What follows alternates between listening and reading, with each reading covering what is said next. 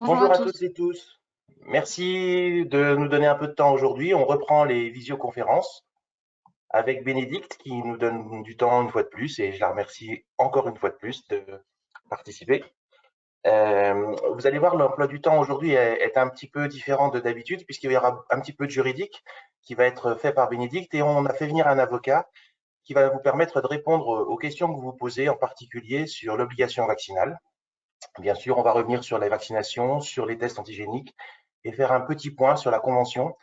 Petit point, mais point très important parce que c'est ce qui va permettre de revoir et de définir l'avenir de la profession en termes de rémunération et d'engagement auprès de l'État.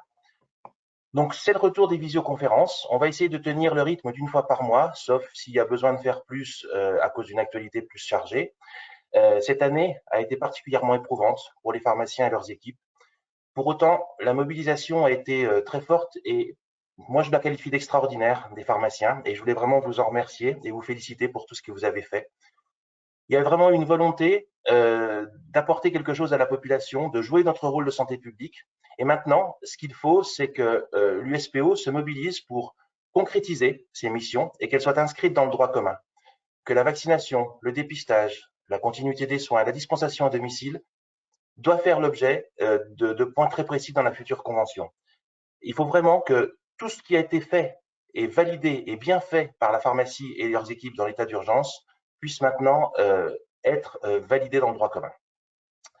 En ce qui concerne la nouvelle convention pharmaceutique, vous savez qu'il y a eu dénonciation de la tacite reconduction de la part de la FSPF, et ce qui, pour nous, mettait en danger la profession. Pourquoi ça mettait en danger la profession? Parce que depuis la dénonciation, tout est bloqué. Tout est bloqué jusqu'à la prochaine signature de la convention. Alors, ce qui existait avant continue de porter ses fruits. On va parler bientôt de la dispensation adaptée, puisque c'était signé avant. Il va falloir qu'on ait les chiffres et qu'on voit ce que ça va rapporter au réseau pharmaceutique. Mais il ne peut plus y avoir d'évolution pendant au moins 6 mois. Plus d'évolution, ça veut dire plus de concrétisation des avenants en cours. La dispensation à domicile, on était quasiment à 2 doigts de finir, puisqu'il ne restait plus qu'une séance de négociation pour la déclencher. Le dépistage du cancer colorectal, tout ça a été bloqué également. La conséquence immédiate et violente de cette non-reconduction de la tacite reconduction, c'est le non-versement de la ROSP générique pour l'année 2021. On n'a pas pu signer de ROSP, ce qui fait, enfin, oui, on n'a pas pu signer d'avenant concernant la ROSP générique, ce qui fait que pour 2021, on va donc payer en mars 2022, il n'y aura pas de paiement de la ROSP générique, ce qui fait à peu près 65 millions de pertes pour le réseau. D'autre part, un manque à gagner, comme je vous le disais, parce que la dispensation à domicile, le dépistage du cancer colorectal, le sevrage tabagique, pour lequel on avait commencé de travailler, ne pourront pas aboutir. D'autre part, vous avez vu que le ministère a aligné la marge des grands conditionnements sur les boîtes mensuelles, ce qui fait qu'on a une perte de marge là aussi, puisqu'on avait réussi à négocier que pour les grands conditionnements, la marge soit adaptée. Ben voilà, la convention l'absence de convention a gelé la possibilité qu'on avait de renégocier avec l'assurance maladie. Et heureusement que l'USPO a limité les dégâts en ne faisant pas perdre les 2,70 € à la boîte trimestrielle, puisque au départ, c'était pas clair et on aurait pu perdre ces 2,70 € qui auraient été catastrophiques. La négociation peut durer 1 an. Donc on voit que c'est dans un timing complexe de réunion, de négociation, et on va tomber en plein dans l'élection présidentielle. Donc ça va être compliqué. Et puis en plus, on va sortir du quoi qu'il en coûte pour aller vers le qui paye quoi. Et là aussi, ça va être compliqué. On sait que l'assurance maladie a peu de marge de manœuvre financière et ça va être là aussi une discussion qui va être compliquée. Pour autant, sans accord au mois de janvier-février, il va y avoir un règlement arbitral. C'est-à-dire qu'il y a un arbitre qui est désigné par l'assurance maladie, par le conseil de la CNAM, et si aucun syndicat ne signe, eh bien, si on ne tombe pas sur un accord, eh bien, il y a un règlement arbitral qui fait que l'arbitre dit, ben voilà, on place les choses le curseur à tel endroit. Et ça m'étonnerait qu'un arbitre nommé par la CNAM soit très en faveur des pharmaciens. D'autre part, si un syndicat ne signe pas, il s'exclut de la vie conventionnelle. Donc, au lieu de renforcer la vie syndicale, ceci risque d'affaiblir la vie syndicale et la capacité qu'on aura à négocier et à discuter avec l'assurance maladie. Alors ça, c'était les risques. Pour autant, on a eu une réunion cette semaine avec l'assurance maladie qui nous a donné les objectifs de la future convention, puisque dans le calendrier, ils veulent maintenant, conformément à ce qu'on avait demandé, que ça aille très vite pour sortir de cet état de fait. Et donc, les objectifs de la future convention sont donnés en différents axes. Je vous les donne rapidement. Premier axe, poursuivre l'évolution de la rémunération des pharmaciens d'officine. Ça veut dire quoi? Ça veut dire transformer tout ce qui va tirer la rémunération des pharmaciens vers le bas et renforcer les honoraires à la dispensation tels qu'ils ont été définis par l'avenant numéro 11 et qui ont permis à la profession de maintenir la rémunération et d'augmenter la rémunération du réseau.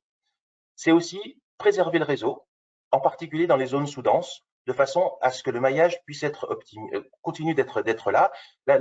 L'État s'est rendu compte qu'une des forces de la pharmacie était son maillage. Il faut absolument garder ce réseau. Deuxième axe, accroître l'accès aux soins et améliorer le parcours de soins des patients. Ça, c'est tout simplement la sortie ville-hôpital, les relations avec les professionnels de santé, donc le pharmacien correspondant, et aussi une chose que nous avons demandé à l'USPO, c'est reconnaître la pharmacie comme axe de premier recours. C'est-à-dire, premièrement, pour la médication officinale, ça c'est une chose qu'il va falloir développer, et deuxièmement, comme axe de premiers soins aussi, quand on doit soigner une plaie, enlever une tique, etc. Troisième axe, faire du pharmacien d'officine un acteur de la prévention. Ça, c'est tout simplement la vaccination, les tests antigéniques, le cancer colorectal, le tabac, et aussi l'assurance maladie. Alors ça c'est nouveau. L'assurance maladie nous demanderait de pouvoir faire passer des messages de prévention aux femmes enceintes, à différents publics qui ne sont pas forcément ciblés, qu'on puisse, nous, être le relais de ces messages-là.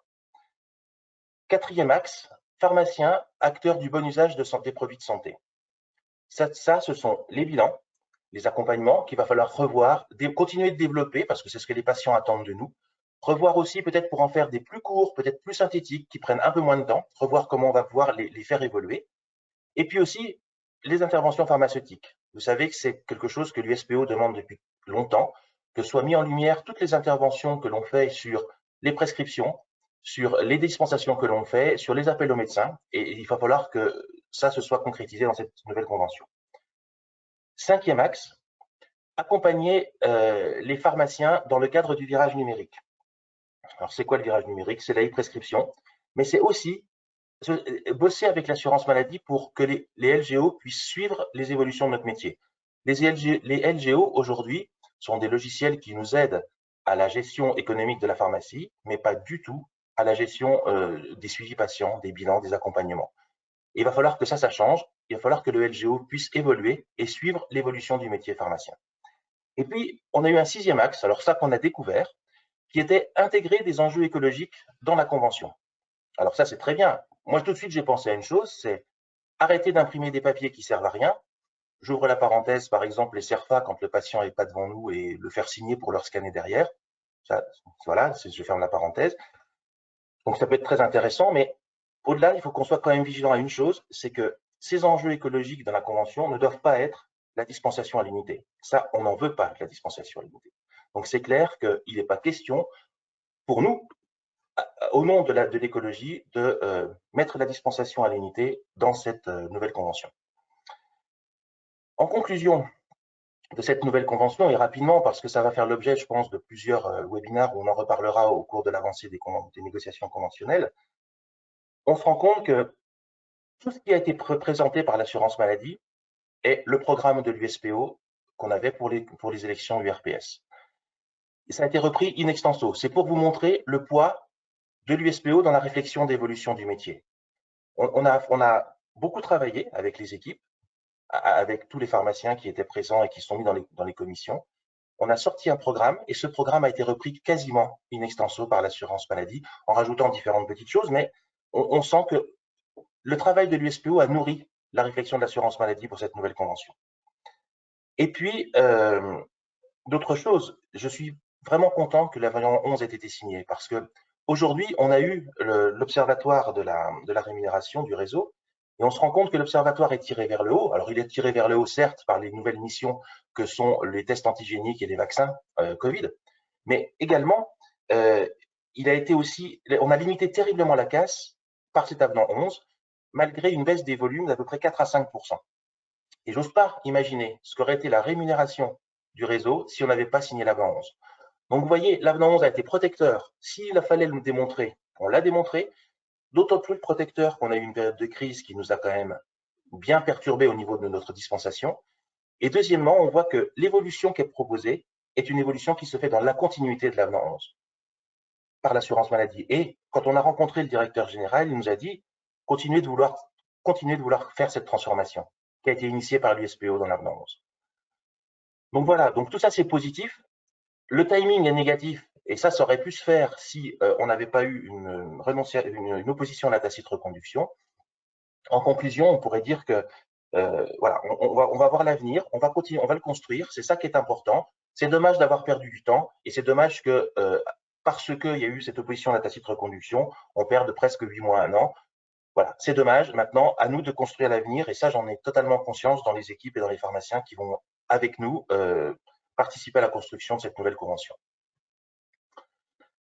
Donc, comme je vous l'ai dit, on a demandé à ce que les négociations débutent le plus vite possible. Et dans le timing qu'il nous a donné, elles devraient commencer dans la deuxième quinzaine d'octobre pour pouvoir commencer avec des réunions de travail avec l'assurance maladie. Ça va être un travail dense parce qu'il va falloir le faire rapidement, tout simplement parce qu'on doit sortir de cette période où la convention est gelée le plus vite possible. Mais voilà. Donc, je ne sais pas, Bénédicte, s'il y a quelques questions sur la convention. Oui, juste, il faudra aussi attendre la lettre de cadrage de Monsieur Véran pour débuter les négociations et donc la lettre de cadrage devrait arriver début octobre. On espère en tout cas. Oui, juste peut-être un petit rappel pour les questions. Vous avez un petit point d'interrogation sur lequel il faut cliquer et puis vous pouvez nous envoyer vos questions directement et on les reçoit, on y répond en direct ou j'y réponds par écrit. Sur la convention, pour l'instant, j'ai une question qui me dit, et pour la rémunération des PDA, de la PDA. Eh bien, tout à fait. Ça fait partie des choses que nous avons demandées. Alors, on en a parlé au directeur général il y a quelques jours. Il nous dit toujours, on attend un texte. Vous savez, le fameux texte qui sont les bonnes pratiques qu'on attend depuis maintenant 11, 12 ans, je ne sais plus. C'était du temps où Roselyne Bachelot était ministre de la Santé. J'ai répondu au directeur, écoutez, je comprends que vous ayez besoin d'un texte. Maintenant, si ce texte ne sort pas, c'est pas pour autant qu'il faille bloquer une évolution telle que la PDA, qui est attendue par les patients, qui est attendue par les pharmaciens qui le font maintenant de façon sans texte, de toute façon, le mieux possible. Et on a besoin d'un texte, je l'entends, mais il faut que ce texte sorte. Et s'il ne sort pas, eh ben, il faudra qu'on passe quand même outre et qu'on définisse d'autres façons de faire que les bonnes pratiques. Ça fait partie des choses qu'on a demandées, qui sont pour nous très importantes. Vous savez, on en parle régulièrement et on va revenir dessus, bien entendu. Ça fait partie aussi de tout ce qui est sortie ville-hôpital, prévention, etc., et qui est important pour nous de mettre en place. La convention va-t-elle intégrer le pharmacien correspondant? Oui, tout à fait, le pharmacien correspondant. Alors, normalement, ça devrait déjà être intégré. On en a parlé. On a même bossé sur le CERFA, parce que vous savez que le pharmacien correspondant, le patient doit définir son pharmacien correspondant, le déclarer, comme il va déclarer son médecin traitant. Il y aura un portail Amélie qui va permettre de le faire, et en attendant que ce portail soit opérationnel, il y aura un CERFA. On a bossé sur le CERFA, on est d'accord. Simplement, comme la convention est gelée, ben, le pharmacien correspondant est gelé, et il ne sort pas. Donc oui, bien sûr, on va l'intégrer et on va l'intégrer dans le deuxième axe avec la sortie ville-hôpital, la relation avec les professionnels de santé, la coordination. Dans cette deuxième axe, on a aussi, je ne vous l'ai pas dit parce que j'ai oublié, demandé à ce qu'il y ait des coordinations simplifiées. Parce qu'aujourd'hui, il y a les maisons de santé. On voit que les maisons de santé, c'est un bel outil, mais c'est un aspirateur à professionnels. Les professionnels se regroupent, se recentrent dans une maison et font le vide autour d'eux. C'est pas forcément bien pour un territoire. Après, il y a les CPTS. C'est pareil, les CPTS, c'est un outil formidable, un peu chronophage, un peu compliqué à mettre en place. Ce que l'USPO nous demandons, c'est d'avoir une coordination facile entre deux professionnels de santé et un médecin et un patient, pardon, autour du patient. Un médecin X avec un pharmacien Y autour du patient. Ça fait une coordination. On utilise un moyen de communication qui peut être globule, enfin un moyen de communication sécurisé, et c'est une coordination. Et là, si c'est une coordination, il faut que le pharmacien correspondant puisse bénéficier au patient qui va le demander dans une coordination simplifiée. Donc oui, le pharmacien correspondant fait partie des choses que nous devons continuer, qui sont gelées pour l'instant du fait de la non tacite reconduction. Alors, encore une question. Quel est l'intérêt de la FSPF d'avoir attendez. Quel est l'intérêt de la FSPF d'avoir dénoncé la tacite reconduction? Alors, je pense que c'est un intérêt purement politique. La FSPF, vous savez, n'a pas signé l'avenant 11. Pourtant, elle reconnaît que c'est un bon avenant. Le fait de refaire une convention va intégrer l'avenant 11 dans la convention. Donc, s'ils signent cette nouvelle convention, quelque part, ils auront signé l'avenant 11, mais sans l'avoir reconnu, sans avoir dit, ben, oui, je reconnais que c'est un bon avenant, on aurait peut-être dû le signer.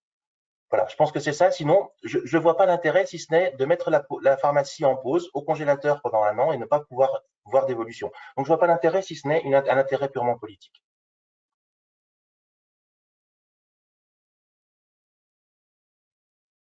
Ok, je pense qu'on peut passer au sujet suivant pour l'instant. S'il y a d'autres questions, on y répondra par la suite, mais pour l'instant, je pense qu'on peut passer au sujet suivant. Alors, on va parler de la vaccination Covid-19 maintenant.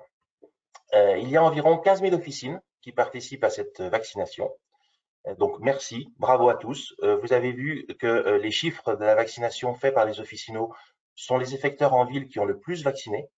On a vacciné 2 à 3 fois plus que les médecins et je ne vous dis pas combien de fois plus que les infirmiers, alors qu'on est beaucoup moins représenté on est beaucoup moins de pharmaciens que des médecins et encore moins d'infirmiers. Donc, on se rend bien compte que l'effecteur en ville qui a tiré la vaccination vers le haut, ce sont les pharmaciens d'officine. Quitte à désorganiser leur officine, à bosser comme vous l'avez fait, comme des malades en termes d'organisation. Moi, j'ai des pharmaciens qui m'appelaient en me disant on n'en peut plus, c'est difficile. C'est difficile parce qu'il faut s'organiser, parce qu'il faut appeler, parce qu'il faut faire un planning. On a les gens qui se désistent. Enfin bref, tout ce que vous avez connu. Et voilà, je pense qu'on a marqué, on a vraiment marqué l'esprit des pouvoirs publics par cette action que l'on a eue. Celle-ci et les tests antigéniques, mais ça, on en parlera après. Donc, merci pour vous de vous être autant engagés. Je pense que maintenant, il faut qu'on tire ça, qu'on tire de cette crise, quelque part une expérimentation à grande échelle, hein, qu'on tire de cette crise des conclusions pour le faire rentrer dans le champ du domaine public et du droit commun. On a maintenant, depuis quelque temps, un rappel vaccinal avec la 3e dose, qui est en fait pour les résidents des EHPAD et des USLD, des personnes de plus de 65 ans, des personnes à très haut risque de formes graves et des personnes présentant des facteurs de risque de formes graves, la liste d'Alain Fischer. Les personnes sévèrement immunodéprimées et les personnes ayant reçu le vaccin Janssen. Ça, c'est très important, hein. Les personnes qui ont reçu le vaccin Janssen doivent faire partie des prioritaires pour avoir, alors ce n'est pas la 3e dose puisqu'elles n'en ont reçu qu'une, mais la 2e dose et en tout cas une dose de rappel. Le rappel doit se faire à 6 mois pour les 4 premiers cas. Donc les 4 premiers cas, je vous les redonne, hein, c'est les EHPAD, personnes de plus de 65 ans, très haut risque de forme grave et gros risque de forme grave. 3 mois pour les personnes immunodéprimées et 4 semaines minimum pour les personnes ayant été vaccinées par le vaccin Johnson. Il y a un cas particulier, ce sont les personnes qui ont contracté la maladie après le premier schéma vaccinal, le premier schéma complet, c'est-à-dire qu'ils ont eu la première, la seconde dose et ensuite ils développent la maladie. À ce moment-là, a priori, ils ne devraient pas bénéficier d'un rappel. Alors, il y a une question qui se pose, c'est moins de 3 mois ou plus de 3 mois après. Ça, Alain Fischer nous a dit, pour l'instant, on considère que c'est tout le monde, mais peut-être qu'il y aura un bémol avec la notion des 3 mois. Il y a un nouveau questionnaire qui a été publié par la DGS et qui est en ligne sur le site de l'USPO. Alors, ce nouveau questionnaire a fait réagir certains confrères en disant c'est pas un questionnaire pour nous, puisqu'en bas, c'est marqué signature médecin. Donc, je l'ai fait remonter au ministère qui doit le modifier. Il s'avère que le questionnaire en question, c'était le questionnaire des centres. Donc, il y avait un médecin dans le centre, c'est pour ça qu'ils l'ont fait, mais ils n'ont pas pensé à l'adapter. Donc, je l'ai fait remonter de façon à ce qu'on ne fâche personne. La vaccination hétérologue, elle est possible. Ça veut dire quoi? Ça veut dire que si vous avez eu un premier schéma vaccinal au vaccin AstraZeneca, vous pouvez faire un rappel avec l'ARN messager, comme le Janssen. Et si vous avez eu un vaccin au Pfizer en premier schéma vaccinal, vous pouvez faire un rappel avec le Moderna, donc changer d'ARN messager et inversement. Donc tout est possible, tout est jouable dans tous les sens. Avec les vaccins, on peut substituer. Vous savez qu'aujourd'hui, on n'a plus la possibilité d'avoir que des vaccins à ARN messager. Pour l'instant, Moderna. On va revenir sur le Pfizer dans quelques minutes. Et donc, pensez à le faire et le switch ne pose aucun souci. La traçabilité de ce rappel, est à enregistrer dans Vaccin Covid. Vous allez mettre, quand vous êtes sur l'enregistrement, vous allez mettre dose supplémentaire, vous remplissez la 3e dose, et à un moment donné, vous avez raison médicale, donc ça c'est par exemple les immunodéprimés, ou rappel. Pensez bien à le faire et à cliquer sur le rappel. Parce que quand vous allez éditer le QR code qui va servir de passe sanitaire, quand vous avez mis le motif rappel, le QR code est valable immédiatement. Alors que si vous avez mis une 3e dose pour raison médicale, le QR code, le passe sanitaire ne sera déclenché qu'une semaine après. Donc pendant une semaine, le patient va vous dire « Ah, je ne peux pas aller manger au restaurant », alors qu'en fait, il fait un rappel. Donc voilà, pensez à bien le faire et à lui dire que peut-être il n'efface pas son ancien QR code tout de suite, de toute façon.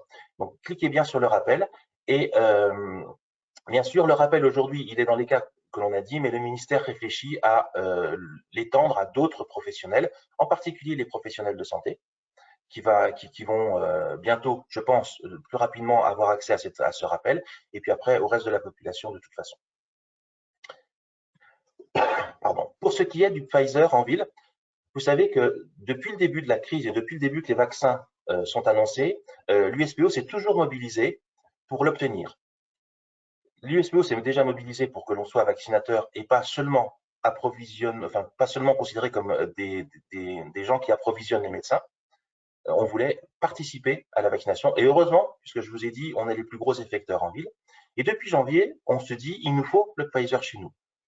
Pas parce que c'est le meilleur vaccin, pas parce qu'il rend moins malade, tout simplement parce que c'est celui qu'on avait en plus grande quantité. Et ce n'était pas normal de passer à côté de ce vaccin-là en officine. On a tous péché parce qu'on n'avait pas les doses. Et si les pharmaciens n'ont pas pu vacciner autant qu'ils le souhaitaient, donc être encore meilleurs par rapport à ce qu'ils auraient pu l'être, c'est tout simplement parce qu'on n'avait pas les doses. On commandait, on ne les recevait pas, on ne pouvait pas les commander, on était décalé, enfin bref, tout ce que vous avez connu.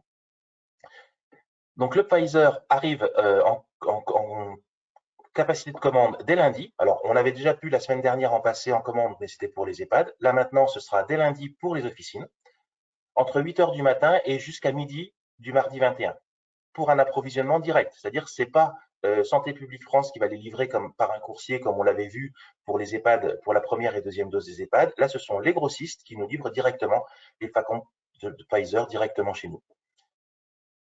Et on aura droit pour les pharmaciens à 4 flacons maximum par pharmacie, 2 par médecin et 30 par EHPAD. Et la livraison sera prévue entre le 1er et le 5 octobre. Une fois de plus, attendez bien le mail de confirmation avant de prendre les rendez-vous, parce que sinon vous risquez à nouveau d'être coincé. Ce qui fait qu'à partir de la semaine prochaine, donc du 1er et 5 octobre, pardon, les officines auront la possibilité de vacciner à la fois et au Pfizer et au Moderna. Ça, vous pourrez répondre aux demandes de tout le monde. Juste un petit point d'attention sur le Pfizer. Il y a un tuto qui est disponible sur le site de l'USPO pour que vous puissiez faire la reconstitution du flacon. Vous savez que Pfizer est le seul vaccin qu'il faut reconstituer avec du sérum physiologique. Donc vous avez le tuto, vous avez le matériel qui vont permettre de le faire, qui a été envoyé par Santé publique France, les seringues et les aiguilles. Et dans chaque flacon, on peut faire jusqu'à 7 doses. Et il faut faire attention juste à la conservation du vaccin Pfizer, qui se conserve 1 mois, je crois, à 2,8 degrés. Alors, l'État a comme objectif de fermer progressivement les centres de vaccination. On est en pleine discussion avec le ministère de la Santé là-dessus. Et le ministère de la Santé nous dit qu'il faudrait que la ville puisse faire 750 000 injections par semaine. 750 000 injections par semaine, s'il n'y a que les pharmaciens qui vaccinent, ça fait 35 à 40 injections par semaine au sein de vos officines. Donc, ce que l'on est capable de faire, puisque c'est largement jouable. Et là, on ne tient pas compte des autres effecteurs que sont les médecins, les infirmiers, etc. Je pense que c'est jouable et je pense que c'est encore un défi qu'il faut que nous relevions parce que si on relève ce défi-là, les centres vont fermer, au risque de coûter trop cher à l'administration, enfin à l'État, pour ne pas apporter plus de, pour ne rien apporter de plus, en tout cas à la population. D'autant plus que la population, elle, ce qu'elle souhaite, c'est se faire vacciner proche des gens, proche de leur lieu d'habitation et que les vaccins arrivent chez elle. Donc voilà, je pense que c'est un défi de plus qu'on va pouvoir relever, mais je pense qu'on est capable de le faire. Juste un rappel aussi, on a eu pas mal de remontées sur des risques d'usurpation des cartes ICPS. Le but de ces hackers était de créer des certificats de vaccination frauduleux. C'était souvent, à l'origine, vous recevez un mail en disant on vous demande votre identification à des horaires qui sont, voilà, où vous savez que l'officine n'est pas en train de vacciner. Vous répondez, vous donnez vos codes et du coup, il y a usurpation de la ICPS. Ne le faites pas. Ne donnez vos codes que si vous êtes sûr que c'est vraiment votre officine qui en a besoin. Alors, je vais vous dire, ça aurait été facilité si les adjoints avaient pu se déclarer eux-mêmes. Mais comme ça n'a pas été une capacité, les adjoints ne peuvent pas se déclarer comme vaccinateurs. En tout cas, le lien est compliqué à faire avec l'officine. Si on avait eu ce système-là, on n'aurait pas eu besoin d'utiliser la ICPS du titulaire à chaque fois que l'on faisait une séance de vaccination. Mais bon, c'est comme ça. Pour autant, maintenant, ne faites attention à ne pas communiquer vos codes de ICPS à n'importe comment parce que vous pouvez vous faire pirater. Si toutefois ça devait arriver, tout de suite, faites une déclaration à l'ordre de l'usurpation, portez plainte immédiatement, de façon à tout bloquer. Et que vous ne soyez pas, vous, après, embêté en disant que c'est votre ICPS qui a servi à valider des passes sanitaires qui sont frauduleux. Il y a une nouveauté aussi sur l'élimination des flacons vides, entamés, périmés. Tout va maintenant à Cyclamed. Ça a été clair, ça a été arbitré, c'est Cyclamed. Les seringues, les aiguilles et autres objets perforants coupants qui sont utilisés durant la vaccination, ça va d'Astri. Quand je vous dis autres objets perforants coupants, les compresses ne vont pas à d'Astri. Voilà, sur la vaccination. Est-ce qu'il y a des questions, Madame Bénédicte? Oui, il y a des questions. Et peut-être juste pour rappeler, l'USPO et notamment Sylvie Parent, avec qui on travaille beaucoup, a fait des fiches sur tout ce qui est vaccination et notamment sur l'inscription du rappel, comment inscrire le rappel dans Vaccin Covid. Donc, si vous avez besoin, n'hésitez pas à aller sur le site USPO. Toutes les fiches pratiques sont répertoriées sur le site USPO. Alors maintenant, pour les questions, j'en ai pas mal. Alors,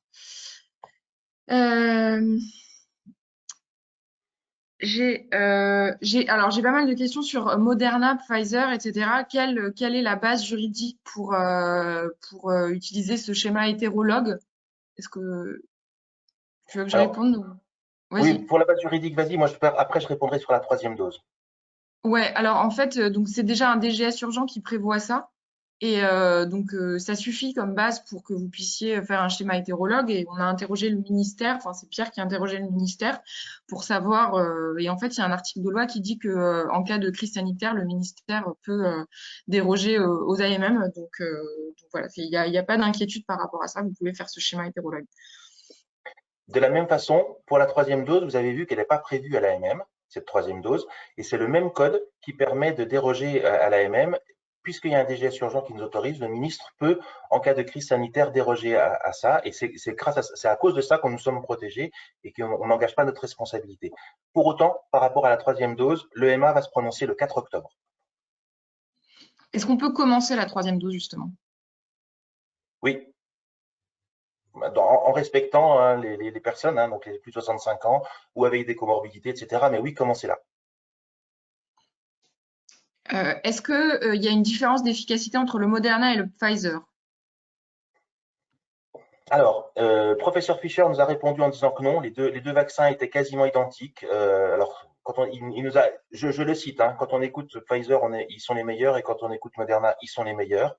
Pour lui, les effets sont quasiment identiques. Aujourd'hui, il protège encore contre toutes les souches. Alors, certaines, vous savez, au départ, on avait une protection qui était à plus de 90%. Maintenant, on est près de 78-80% sur certaines souches. Mais aujourd'hui, ils sont encore efficaces sur toutes les souches. Et il nous a dit que Moderna, c'est sûr, Pfizer, il ne savait plus, commençait à travailler sur des vaccins, sur la production de vaccins avec les nouvelles souches. Voilà, donc ça va être, c'est en train d'être étudié. L'avantage de l'ARN messager, c'est qu'on a une production beaucoup plus rapide que quand c'était avec une protéine recombinante. Mais voilà, ils sont en train de bosser dessus. Oui, pour l'instant, les deux vaccins sont aussi efficaces.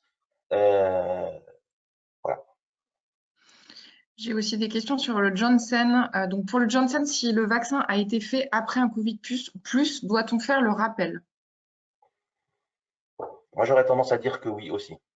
Bah, en fait, c'est ce qui a écrit dans le DGS urgent que dès qu'il y a eu un Covid, il faut faire un rappel. Après, on a posé la question pour être bien sûr au ministère et on attend leur retour.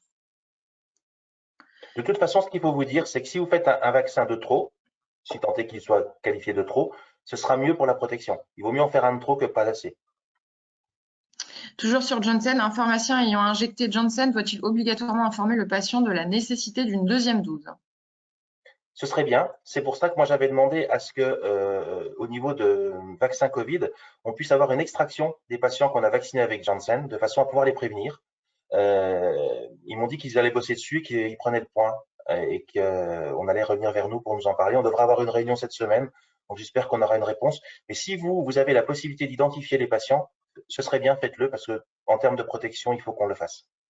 Et est-ce que c'est une obligation pour le patient de faire un rappel? Et est-ce que quel est quid de notre responsabilité? Alors, une obligation, je ne pense pas, non, parce il a déjà un pass sanitaire, il est déjà vacciné, donc non, il n'y a pas d'obligation. Pour autant, je pense qu'en termes de responsabilité morale, ce serait bien de l'avoir fait, de l'avoir prévenu. Après, voilà, il a la possibilité de faire ou pas faire, mais nous devons de le prévenir. Ok, alors maintenant des questions sur ah oui, Pfizer. Est-ce qu'il va y avoir des Pfizer pour les infirmiers? Pour l'instant, c'est pas prévu, je crois pas, mais oui, si, Non, non, non, c'est ça. Dans le c'est ça, DGS urgent, ils indiquent que pour l'instant, c'est juste les médecins et les pharmaciens et que les infirmiers, ça sera dans un second temps, mais ils donnent pas c'est ça. de délai. Mais vu la mobilisation des infirmiers pour pratiquer la vaccination, je pense que c'est pour ça qu'ils n'ont pas été mis en priorité. Est-ce qu'on doit faire la reconstitution des Pfizer avant de les donner aux médecins? Non, non, non, non, non. Le médecin, il est grand, il va faire tout seul. C'est comme les seringues à préparer au médecin, hein. Il est grand, il peut les faire aussi tout seul. Ok, alors sur Pfizer, je regarde. Euh, Délai de péremption des Pfizer. Dans le DGS urgent, il était précisé que le délai pouvait être court, moins d'un mois, voire moins de 3 semaines, et la reconstitution s'effectue bien au dernier moment. C'est ça. Pour l'instant, on est là-dessus, moins d'un mois, à 3 semaines, moins d'un mois. Et la reconstitution, elle se fait toujours au dernier moment. Et après, c'est une validité de 6 heures.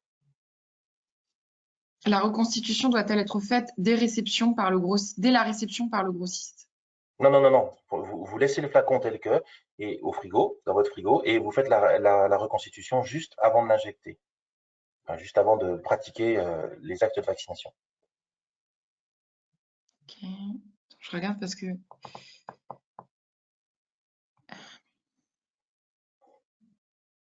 puis-je utiliser à l'officine les vaccins Pfizer non récupérés dans les délais de péremption par l'EHPAD qui me les avait commandés? Alors, si c'est pas sorti de vos frigos, je pense que vous pouvez le faire. S'il y a eu sortie des frigos, pour moi, il y a rupture de la chaîne du froid, même si ça a été fait dans les meilleures conditions possibles, et je pense que c'est plus embêtant. Il vaut mieux que ce soit l'EHPAD qui vaccine, comme elle l'avait d'ailleurs fait dans les premières injections, où elle avait la possibilité de vacciner le personnel, les bénévoles qui rentrent à l'EHPAD, etc., et d'ouvrir. Je pense que c'est mieux qu'elle le fasse et d'éviter la rupture de la chaîne du froid entre votre officine, le frigo, de l'EHPAD. Après, on ne sait pas comment ça a été géré à l'EHPAD. Donc voilà, tant que ça reste dans votre frigo, faites-le éventuellement. Est-ce qu'on peut partager un flacon avec un médecin? Par exemple, on lui donne 2 doses d'un flacon pour un domicile. Alors, pour moi, il y a deux questions dans la question qui est posée. Oui, on peut très bien se grouper avec un médecin. Si par exemple, vous avez une séance de vaccination qui ne fait que 7 doses, parce que vous avez 7 patients et qu'il va vous rester 3, 4 doses dans votre flacon de Moderna, eh ben, plutôt que de les jeter, effectivement, voyez avec un médecin s'il n'en a pas d'utilité. Et ça, c'est la façon intelligente de bosser, de se grouper. Je vois, nous, on l'a fait en local très souvent en disant au médecin, voilà, lundi, j'ouvre un flacon, il me reste 4 doses si tu as besoin à tes patients, et il nous envoyait les patients. Par contre, si c'est de faire les seringues, de préparer les doses pour donner au médecin, c'est à mon avis dangereux parce qu'on n'a pas du tout qui est responsable de quoi. On nous a dit qu'il fallait pas secouer les vaccins et en tout cas pas les laisser dans une seringue parce qu'on ne sait pas ce qui se passe au niveau du plastique et si le plastique n'absorbe pas le vaccin. Donc tout ça, c'est beaucoup de questions auxquelles personne n'a répondu. Donc moi, je serais de vous, je ne ferai pas les seringues pour le médecin avant. Par contre, donner la fin du flacon pour que lui puisse faire ses injections, tant qu'on est dans la limite du délai de conservation, pour moi, c'est bien. Est-ce que le sérum physio nécessaire à la reconstitution du vaccin Pfizer est fourni? Oui, On reçoit un kit de Santé publique France qui est avec des seringues de 3 millilitres, des trocars verts. Vous ne pouvez pas vous tromper, hein, parce que si vous vaccinez avec ça, les patients vont hurler. Donc, c'est vraiment des grosses aiguilles. Et puis, le sérum physiologique est envoyé avec. Donc, moi, ce que je vous conseille quand vous allez faire les envois aux maisons de retraite, c'est de mettre un flacon en plus pour au cas où il y ait une erreur de reconstitution, un souci. Et vous recevez tout ce qu'il faut pour faire, y compris, normalement, vous avez dû recevoir une boîte d'aiguilles plus petite pour les vaccinations des jeunes enfants à 12-13 ans quand ils sont trop menus pour utiliser les aiguilles oranges qui étaient livrées avant. Vous avez la possibilité d'utiliser ces seringues-là. Voilà. Donc, si vous n'en avez plus, il faut vite le faire remonter parce que parfois, les maisons de retraite utilisent aussi ces aiguilles plus petites parce que vous avez des personnes qui sont assez décharnées et pas avec une grosse masse musculaire permettant d'utiliser les aiguilles classiques. Et si vous devez utiliser les aiguilles pour enfants pour ces personnes-là, dites-le de façon à être réapprovisionné et d'en avoir de nouvelles. Est-ce qu'il faut bien attendre 6 mois pour le rappel, quelle que soit la population prioritaire listée? Oui, 6 mois, c'est 6 mois. Pour le Johnson. Ah oui, sauf, excuse-moi. Oui, c'est 6 mois pour tout rappel normalement, sauf pour le Janssen où c'est minimum 4 semaines. Voilà. Après, il y a pas mal de questions qu'on a déjà vues. Comment facture-t-on les vaccins aux EHPAD? Alors, la facturation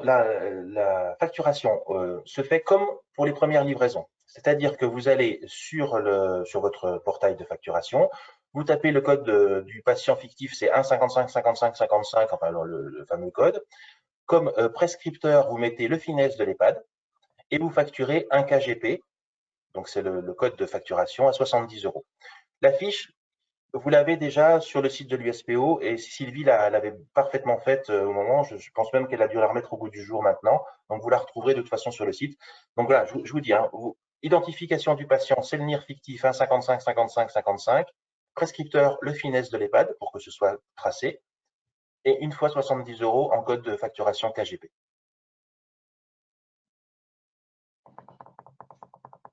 En termes de délai entre les deux doses, entre la première et la deuxième, notamment pour Moderna, est-ce qu'on est toujours sur les recommandations de l'été, donc 21 à 49, si je me trompe pas.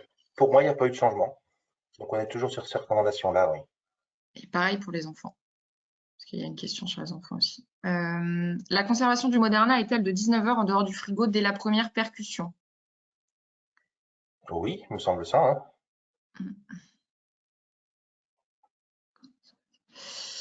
Bon, après, ça, c'est pour rechercher et vous le redire, mais pour moi, c'était ça.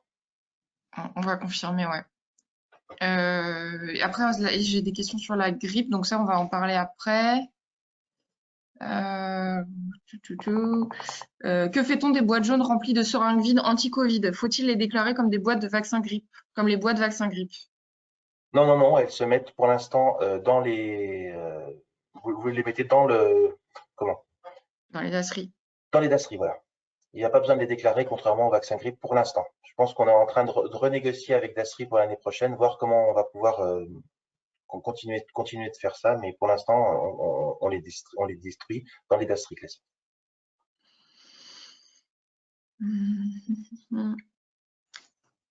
Euh, je pense que ouais, il y a pas mal de questions sur les délais. En fait, par exemple, si une personne a fait le Covid, puis une dose de vaccin, est-ce qu'elle doit recevoir une troisième dose? Alors, elle a fait le Covid, un vaccin et une troisième dose. Est-ce Eh qu'elle ben, doit avoir une troisième dose? oui, je pense que la troisième dose de rappel sera à faire 6 mois après la deuxième dose, dans ce cas-là.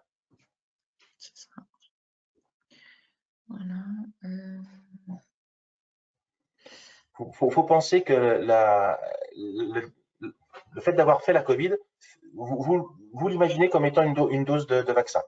Alors, une dose certes beaucoup plus forte parce que la vaccination, le fait d'avoir développé la maladie fait que les anticorps sont bien plus présents et bien en plus grande quantité que lors d'une dose de vaccination, mais c'est comme s'il y avait eu une vaccination. Donc, s'il y a eu Covid, puis une première dose, c'est comme s'il y avait eu deux doses, donc vous faites le rappel, sauf si vous avez la vaccination puis la Covid, le patient développe la Covid très très peu de temps après. Là, à ce moment-là, on ne considère pas la Covid comme étant une deuxième dose.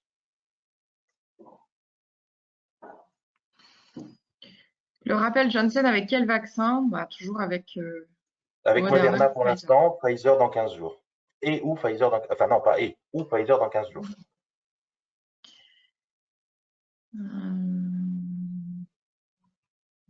Je pense que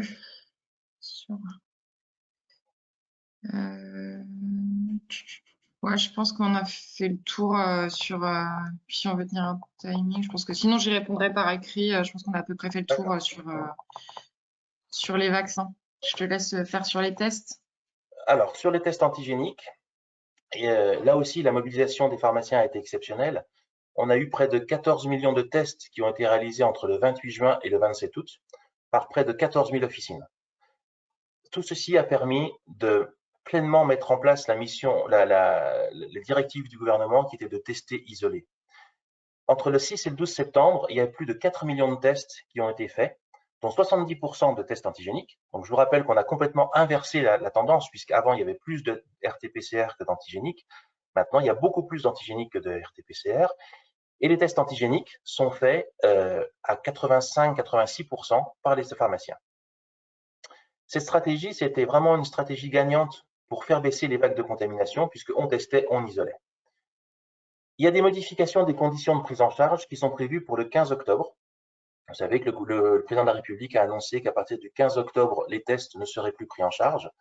Et pour autant, ça ne doit pas être la fin des tests.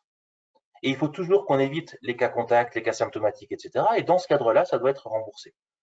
Donc, on a eu une discussion avec le ministère. C'est encore à l'arbitrage du ministère actuellement. Tout n'est pas fini, mais il y aura en gros deux cas.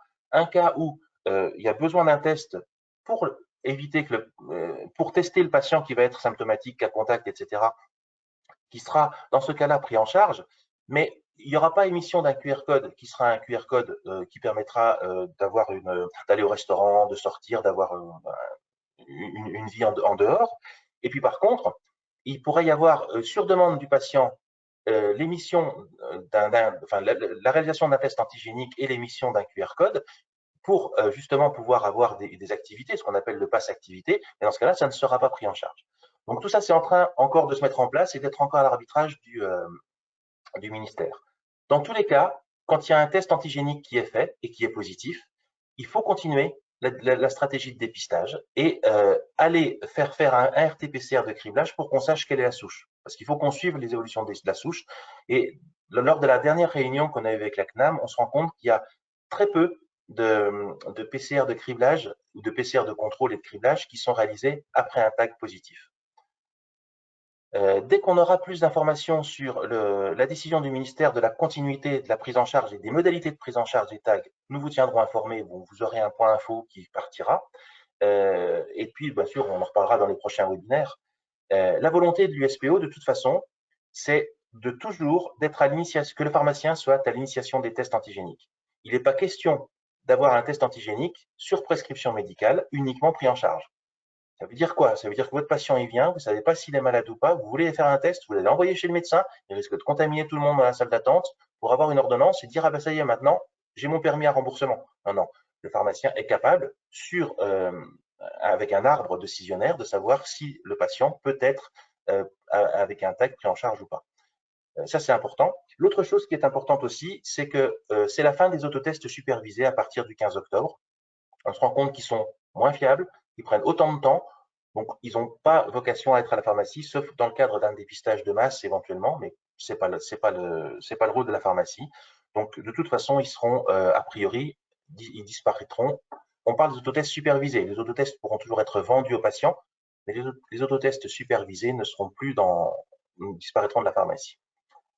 Sur la demande de l'USPO aussi, on a demandé à ce qu'il y ait un contrôle des barnums. Vous savez, des barnums qui fleurissent un peu partout et qui vont du coup faire non pas de la santé publique, mais plutôt même pas du dépistage, plutôt de l'abattage de masse avec des gens qui sont absolument pas formés, avec des professionnels de santé, et d'ailleurs pas que des pharmaciens, qui ont laissé l'accès à leur ICPS à des gens qui n'en avaient pas à avoir l'utilité, tous ces barnums-là, maintenant, vont être inspectés. Ce sont des inspections flash avec une grille d'inspection faite par l'ARS. Et puis, il y aura des plaintes de déposer au fur et à mesure si les barnums ne respectent pas la législation. Il faut bien séparer deux choses. L'USPO a toujours été pour des barnums qui se montent à côté de la pharmacie comme étant une annexe de la pharmacie, mais à côté, à quelques mètres, pas à 2 km, pas à 800 mètres. Là, c'est plus la même chose, c'est plus le même travail. Et autant il est possible et il est même bien de faire des barnums à côté pour pouvoir proposer pour des pharmacies trop petites le service des tests antigéniques, ça c'est très très bien. Autant en faire un commerce et mettre des barnums à 1 km de la pharmacie, ça n'apporte rien du tout, et si ce n'est à une mauvaise image. Moi, juste pour une anecdote, hein, j'ai été interpellé à Paris par un jeune qui me disait « Mais faites-vous dépister, c'est gratuit ». Et j'ai discuté 2 minutes avec lui. Et je lui dis « Mais vous avez eu quelle formation pour faire ça ?» Il me dit « Bah non, moi je suis étudiant en éco, c'est un job d'été ». Voilà, c'est un peu ceci. Donc voilà, pour les tests antigéniques, on va continuer. Nous, on se bat pour que ça continue. Ça ne va pas disparaître. Ça va sûrement être ralenti, mais ça ne disparaîtra pas. Et ça va être ralenti aussi pour une autre raison, c'est qu'il y a de plus en plus de gens vaccinés et donc potentiellement de moins en moins de gens malades.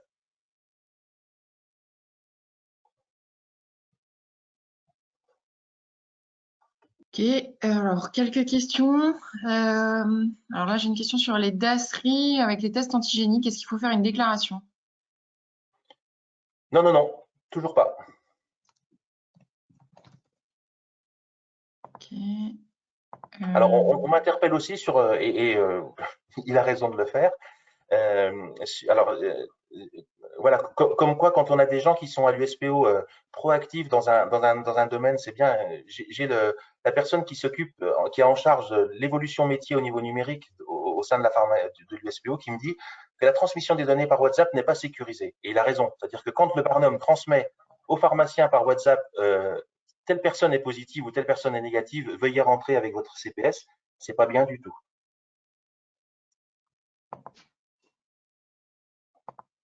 Les autotests supervisés vont-ils bientôt devenir payants? Non, ils vont surtout bientôt disparaître.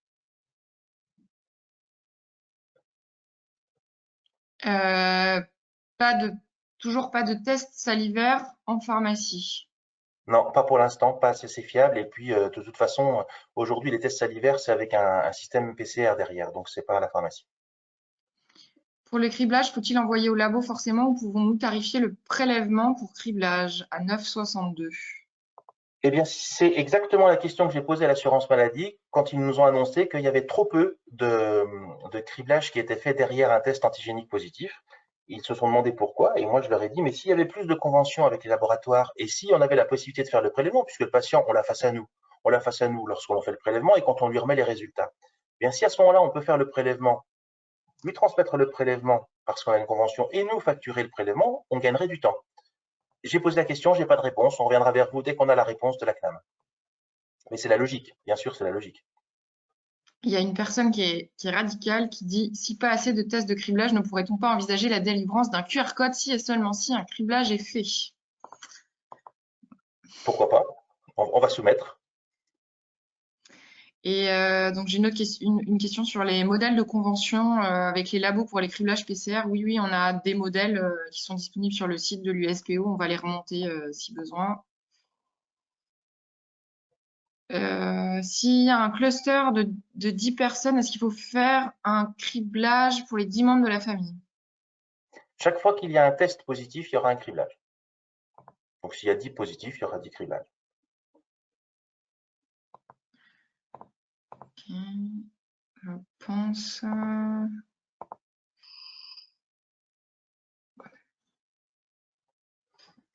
Donc, je vous Ouais. rappelle juste que pour le test antigénique, ce qui est important, c'est de faire un prélèvement de qualité. C'est le prélèvement qui est le facteur limitant du test et pas le test en lui-même. Donc, faites bien le prélèvement en allant bien jusqu'au fond, en tournant le nombre de fois prévu, etc. Enfin, suivez bien le mode d'emploi de votre test, hein, c'est important. Combien de fois on a vu des prélèvements faits à la télé où l'écouvillon est enfoncé de 1,5 cm dans la narine et ça y est, c'est fait. Bon, c'est pas une bonne image. Pensez à faire un vrai prélèvement. Et d'ailleurs, quand on fait des vrais prélèvements, on se rend compte que les patients nous disent, ah ben vous êtes allé loin, hein. Vous êtes allé chercher hein, le virus. Ben oui, mais c'est comme ça que ça doit être fait. Donc faites-le bien, parce que c'est à ce prix-là qu'on aura des tags de qualité. Ok, bah, je pense que sur les tests antigéniques, on a fait le tour. Donc, on va passer à la vaccination obligatoire. Et donc, j'appelle notre avocat qui m'a envoyé un message pour me dire quand est-ce qu'il pouvait se connecter. Donc là, voilà, Ça il y peut est. se connecter. Voilà, super. Bonjour maître. Bonjour, Bonjour. Merci Euh, beaucoup de vous joindre à nous un dimanche matin. je vous en prie, avec plaisir.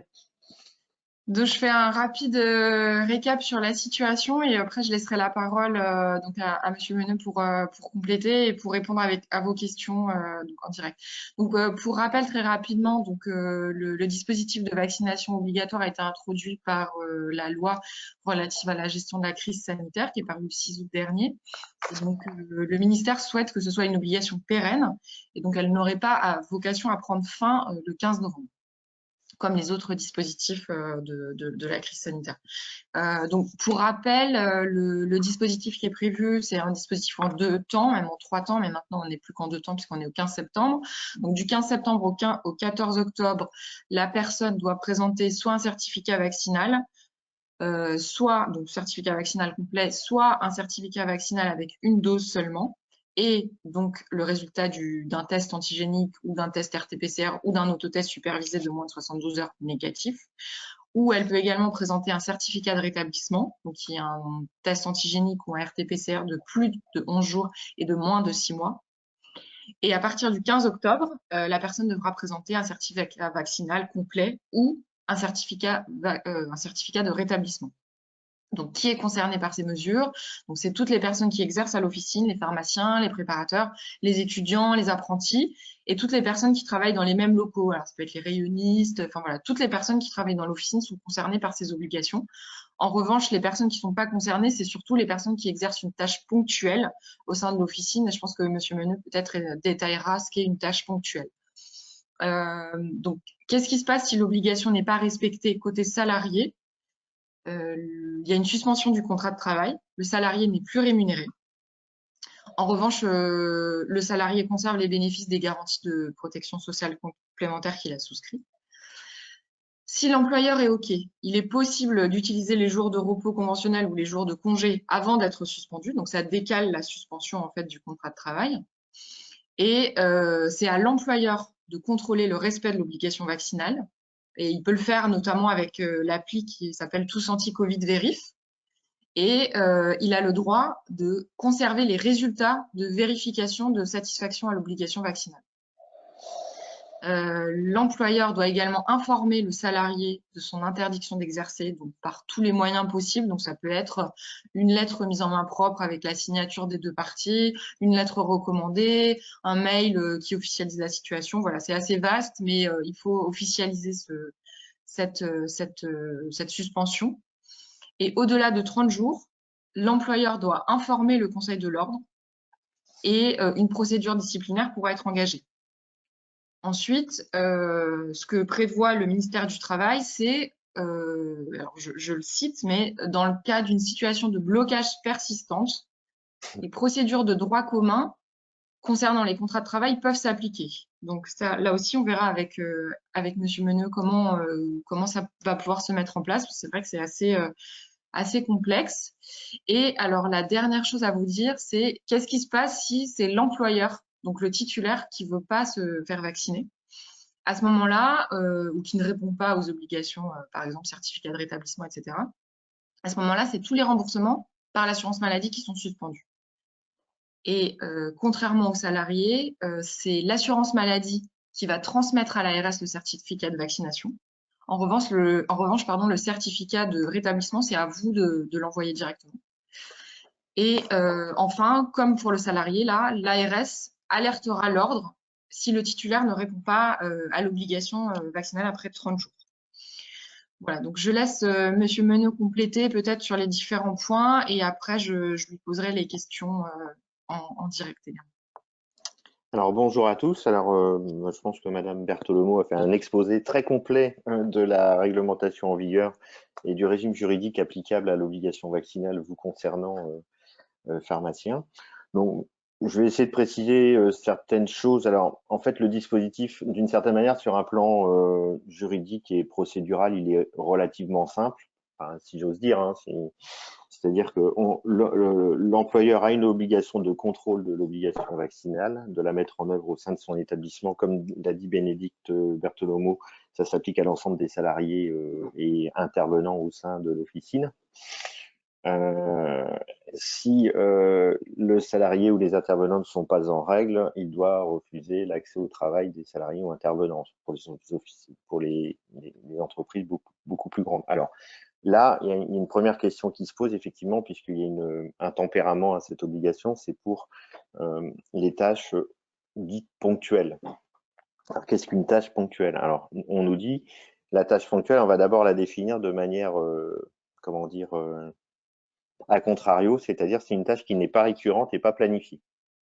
Donc quelque part, si vous avez un contrat de prestation de service avec un service de ménage ou d'entretien aux fins de procéder aux travaux de ménager au sein de vos officines ou de votre officine, dans la mesure où là, on a une activité qui est récurrente et planifiée, le personnel de ménage qui viendra officier chez vous donc devra respecter l'obligation vaccinale.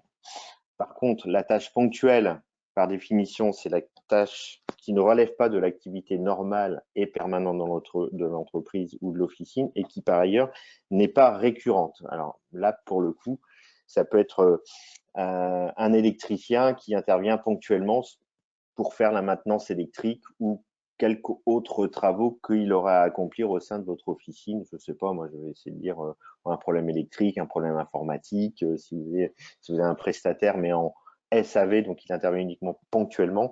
Là, ces personnels-là ne seraient pas tenus à l'obligation vaccinale, ce serait simplement, je pense, ce seraient les gestes barrières, à l'instar des clients de l'officine.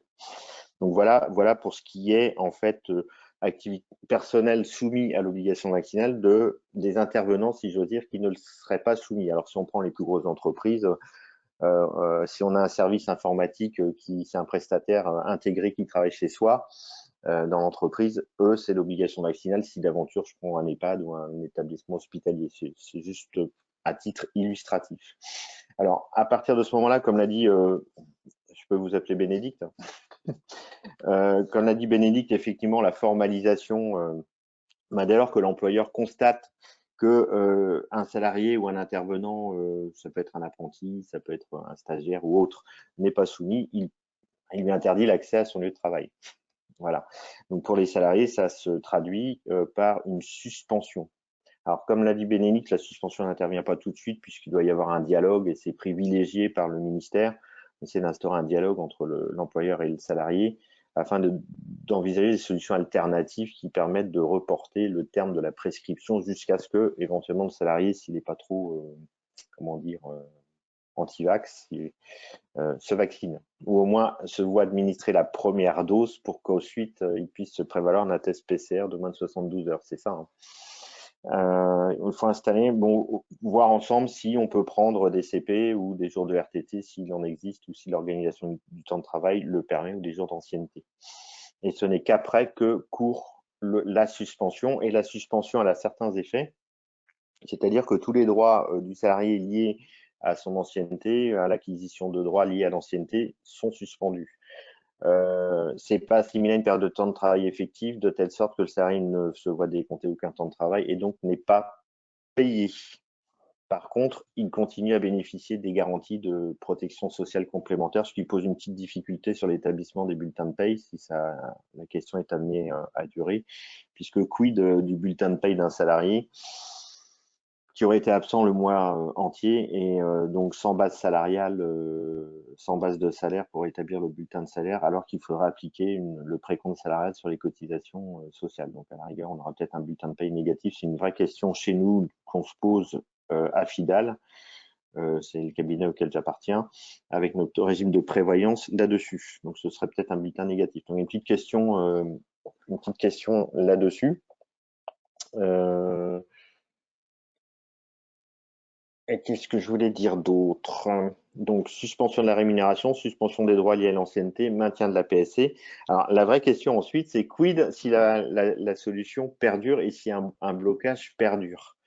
Alors, au départ, le législateur, il avait introduit la possibilité de licencier les salariés qui persisteraient à ne pas vouloir déférer à l'obligation vaccinale mise en place par l'employeur. Et ça a été censuré par le Conseil constitutionnel sur le fondement, je crois, c'est de la liberté du travail et la liberté du travail, je crois. Enfin, c'est sur le fondement de l'atteinte à une liberté fondamentale qui est notamment la liberté du travail. Donc, ça a été censuré, ce qui conduit le ministère à nous dire, voilà, bon, ben, on applique le droit commun. Alors, ça veut tout et rien dire. Alors, le droit commun, effectivement, donc ça veut dire que le Code du travail recouvre sa pleine application. Et d'ailleurs, l'avait-il jamais perdu sa pleine application? Alors, le droit commun, c'est quoi? Alors là, on manque de recul à ce stade. Bah, le droit commun, c'est effectivement, on a une obligation vaccinale. Donc, ça veut dire qu'on répond à une prescription sanitaire. On est d'accord? Donc, pour ceux d'entre vous qui seraient soumis à l'obligation de mettre en place un règlement intérieur, peut-être que ça répondrait à des questions d'hygiène et de santé. L'obligation et le non-respect de l'obligation vaccinale contreviendrait au règlement intérieur. Cependant, le salarié, dans le contrat est suspendu, il ne contrevient pas aux prescriptions que prévoit le règlement intérieur. Alors, le droit commun, alors je sais qu'en droit du travail, on a un peu creusé la question, on essaie d'imaginer les solutions. Alors, à ce stade, il y a peut-être 2 ou 3 pistes qui sont envisageables. Une sur la base d'une jurisprudence de 2012 qui concernait un salarié des pompes funèbres, pour lequel c'est un secteur dans lequel j'ai découvert qu'il y avait une obligation vaccinale contre certaines maladies infectieuses, voilà, liées à l'activité. Et c'était l'histoire d'un salarié donc, qui avait refusé de se faire vacciner, qui donc a été licencié de ce fait-là. Donc, on a un arrêt de la Cour de cassation de 2012 qui valide un licenciement pour refus d'une obligation refus de déférer une obligation vaccinale. Alors, en l'occurrence, ça a été instauré par la branche et la convention collective. Donc là, ce qu'on pourrait dire, c'est que l'obligation vaccinale, là, elle est prévue par la loi. Et donc là, on aurait finalement un fondement législatif, donc textuel, pour fonder un licenciement. Alors, après, moi, je pense qu'il faut remettre ça en perspective avec la durée pendant laquelle va perdurer cette obligation. Alors, a priori, on a l'air de s'orienter vers un pass vaccinal qui va durer dans le temps. Que dès lors, le refus de personnel de santé ou de personnel de l'officine à se faire licencier peut créer un trouble dans l'organisation de l'officine. On est d'accord? Problème d'organisation. Si on a un ou deux pharmaciens qui ne veulent pas se faire vacciner, l'entreprise, ça peut être compliqué ou désorganisé son mode de fonctionnement. De la même manière, si on a des préparateurs, ou plusieurs préparateurs en pharmacie qui ne défèrent pas, ça peut compliquer le fonctionnement puisque à un moment donné, on est obligé de recourir au CDD ou au contrat de travail temporaire. Et là, ça coûte un peu plus cher, c'est un peu plus précaire, etc. Alors, puisque je parle du travail temporaire, évidemment, les travailleurs temporaires que vous seriez amenés à recruter sont soumis au pass vaccinal. Et d'ailleurs, c'est à l'agence de travail temporaire de voir si elle peut vous fournir quelqu'un qui a déféré au pass vaccinal. Alors, la difficulté, elle est là, en fait. Est-ce qu'on peut aller au licenciement ou pas? Techniquement, j'ai envie de vous répondre oui. Oui, techniquement, oui.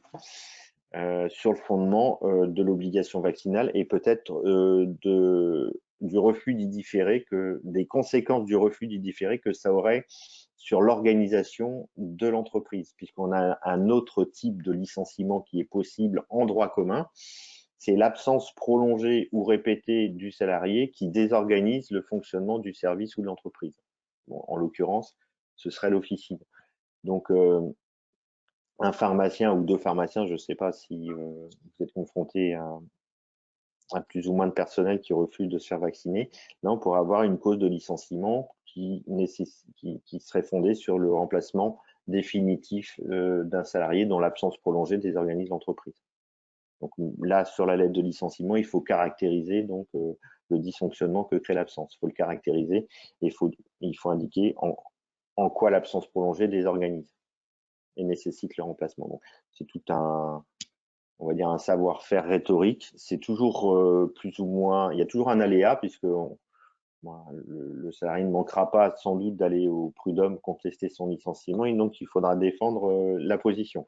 Néanmoins, la mise en œuvre d'un licenciement du fait du refus vaccinal est possible puisque le droit commun s'applique à un moment donné. Simplement, il y a toujours un risque à licencier le salarié puisqu'on n'a pas beaucoup de recul là-dessus. Un, sur le refus de l'obligation vaccinale, sur la base de l'arrêt rendu sur les pompes funèbres, et d'autre côté, c'est l'absence prolongée qui désorganise l'entreprise, où là, il faut la caractériser. Donc, il y a toujours un risque à licencier. Néanmoins, techniquement, ça reste possible. Alors, sanctionner sur le plan disciplinaire, dans la mesure, je ne sais pas si ça constitue une faute à ce stade. Un manquement sur le plan disciplinaire, ça me paraît difficile. Je pense qu'on pourrait éventuellement sanctionner sur le plan disciplinaire si le salarié suspendu, donc vous lui avez notifié la suspension parce qu'après contrôle, il ne répond pas aux obligations du pass vaccinal, et nonobstant cette suspension, il s'acharnera à venir travailler dans l'officine. Ça se voit des fois des entreprises des salariés qui sont suspendus, qui nonobstant la suspension, ils passent outre et ils viennent dans les locaux. Là, on aura un fondement disciplinaire qui pourra aller jusqu'à la faute grave. Bon, je vais jusqu'à l'extrême, mais comme ce sujet d'actualité suscite des réactions extrêmes, pourquoi ne pas envisager le cas du salarié suspendu qui viendrait quand même à l'officine travailler parce qu'il dit bon, ce serait très résiduel. C'est un cas d'école, mais si ça devait arriver, là, on aurait un fondement disciplinaire pour être la faute grave. Voilà, est-ce que vous avez d'autres questions? Alors, j'ai vu qu'il y avait... Je peux regarder les questions? Ouais. Alors, j'ai pas mal de questions là, si vous voulez.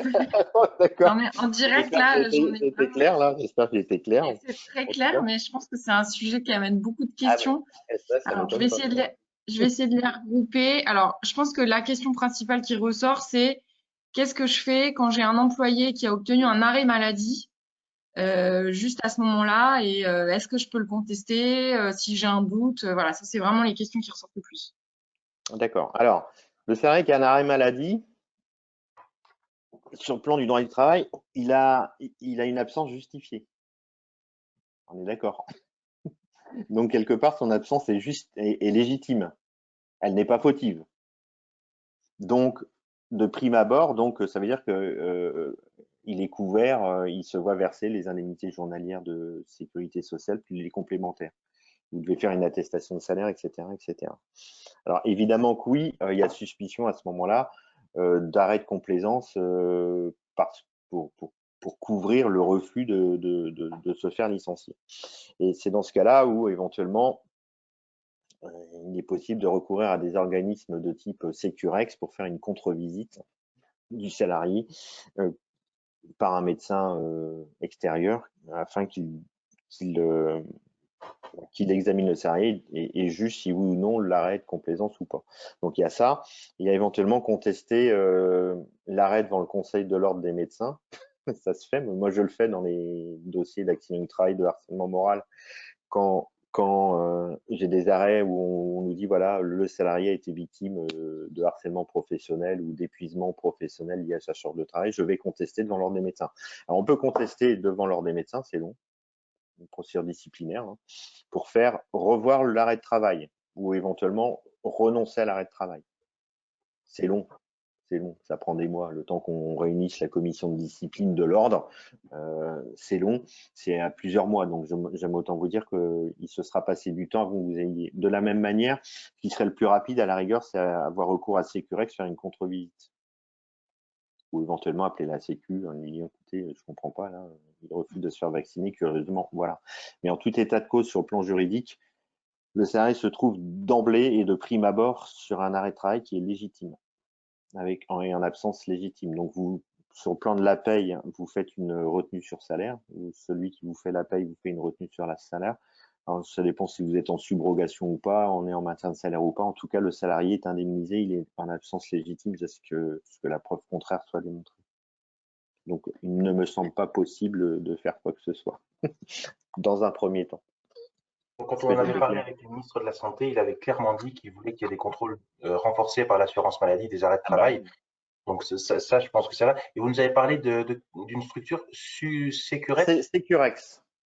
Est-ce que vous pourrez nous transmettre par mail les coordonnées, si jamais un de nos adhérents en a besoin, qu'ils puissent les avoir? Bien sûr. Moi, je sais que je fonctionne beaucoup avec eux parce que je plaide beaucoup en accident du travail, maladie professionnelle, faute inexcusable, et je travaille beaucoup avec eux quand j'ai besoin de médecins experts ou de contrôle.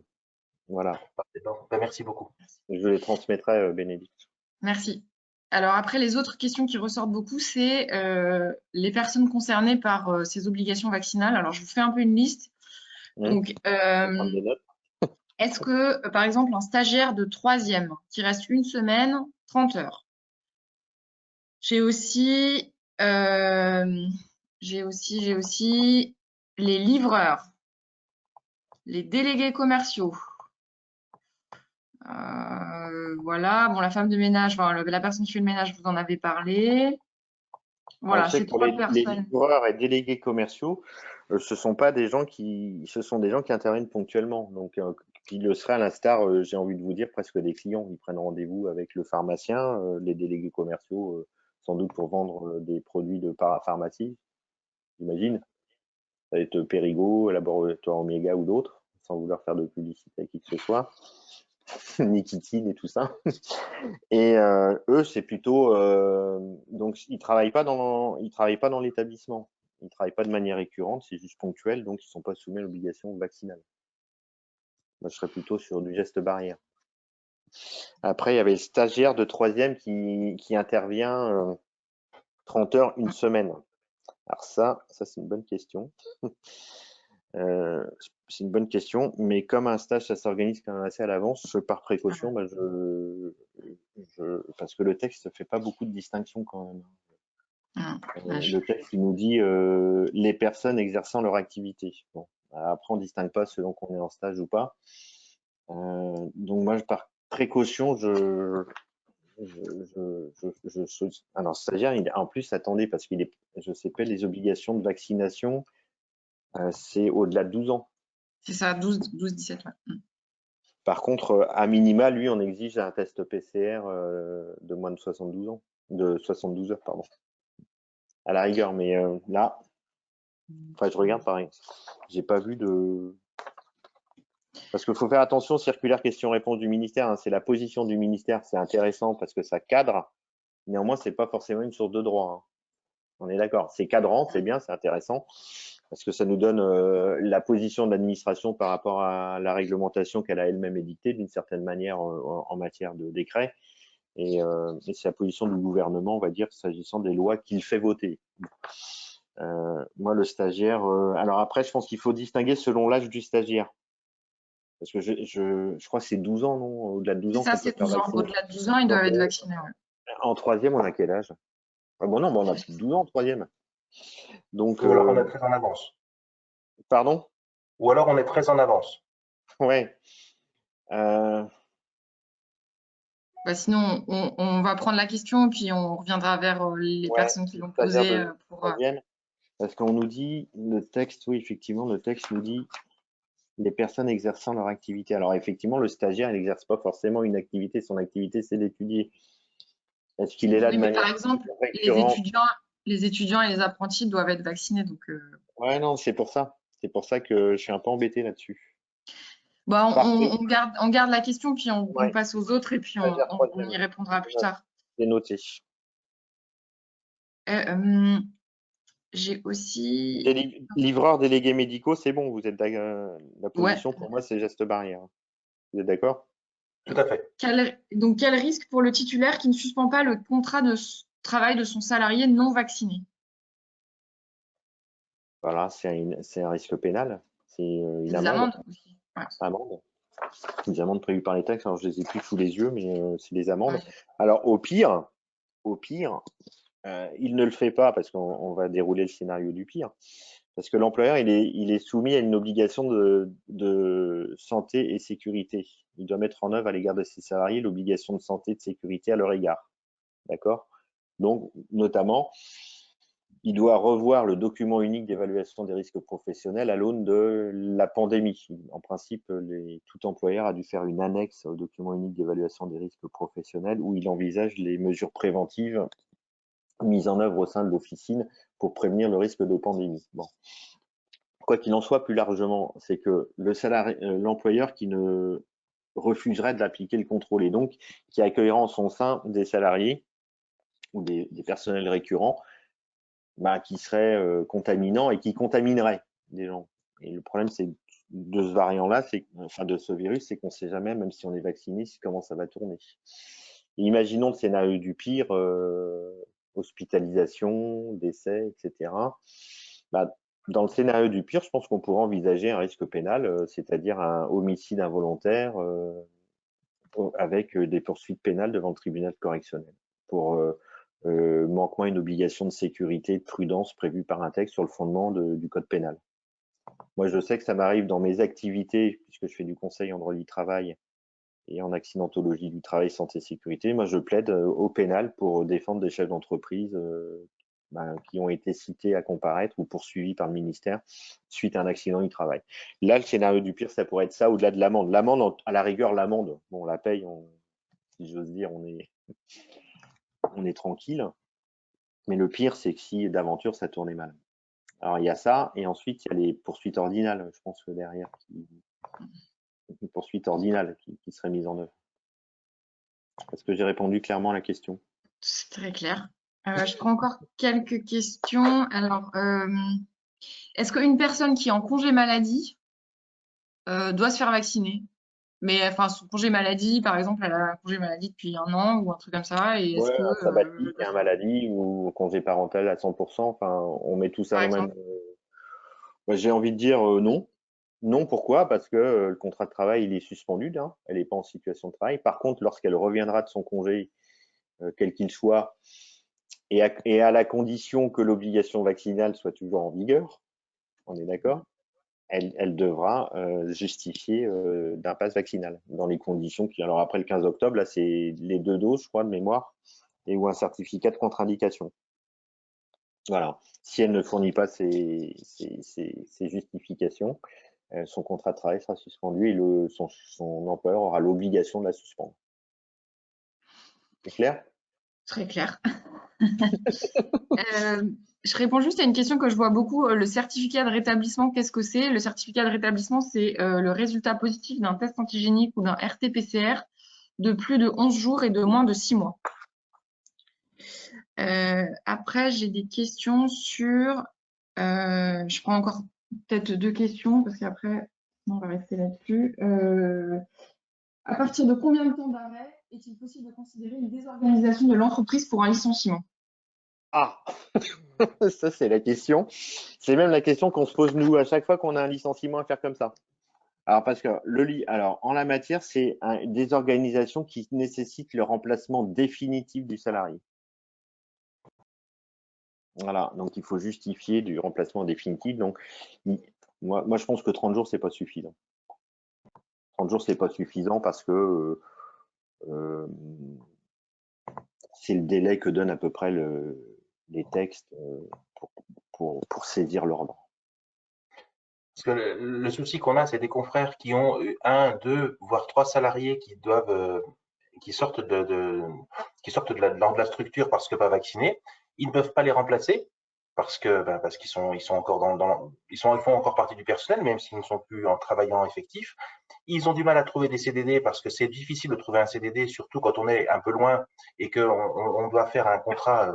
Les gens ne se déplacent pas pour un contrat pour 1 mois, si vous voulez. Donc, c'est dur de pouvoir compléter l'équipe. Alors, on a quand même une surcharge de travail conséquente entre la vaccination, les tests, etc. Donc, c'est pas simple. Et la question, c'est, moi, je veux bien rembaucher quelqu'un en CDI parce que ça, je vais pouvoir trouver le CDI. Par contre, il faut que la personne soit sortie. Donc, vraiment, il faut que ça aille, enfin voilà, faut que ça aille vite entre guillemets. Non, c'est pas ce que je veux non, mais dire, j'entends bien. Alors, mais c'est très intéressant parce que les éléments d'information que vous avez donnés là, je les trouve bons pour motiver une lettre. C'est-à-dire que le marché tel qu'il existe aujourd'hui pour remplacer un pharmacien, par exemple, il est compliqué, on ne trouve pas un remplaçant comme ça.